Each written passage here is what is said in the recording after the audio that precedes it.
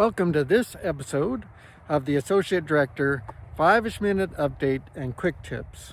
Now this is going to be a really fun video. This last month, had a chance to share information about University of Idaho Extension as well as livestock production in Idaho with Barron University of Applied Science graduate students. Went really well, and I think we've recruited some graduate students to come and participate in the Lost Rivers Grazing Academy this summer. Also had a chance to attend the Sheep Smart workshop in Twin Falls. Great workshop with a bunch of good producers in the central Idaho area, and some good information to help them in their budgeting and livestock management. This last week, we were at the Idaho Association of Counties. It was a good opportunity to be there, hear a lot of good things about all of you. It's good to hear the positive remarks that we hear from your commissioners and from other elected officials throughout the state. It's also good to see the district directors at their best advocating for you and bragging about the great things that you do to your commissioners as well.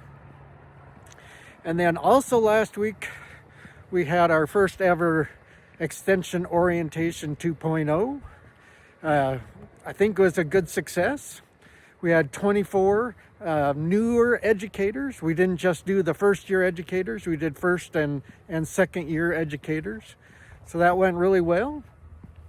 And this week's quick tips are going to come from those newer educators.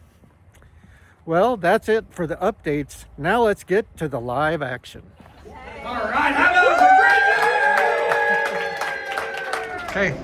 It's important to honor the legacy of the shoulders of those we stand on. We almost always have big shoes to fill, but it's also just as important to find programming you're passionate about and to make it your own and enjoy that process. All right, there you go. Hello, this was an amazing Extension Orientation 2.0.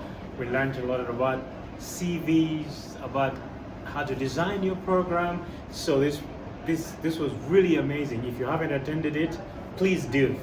Thank you. My tip is in collaborating with other extension professionals. At this event, I was able to connect with people across the state and meet all the administrators, which I thought was really cool.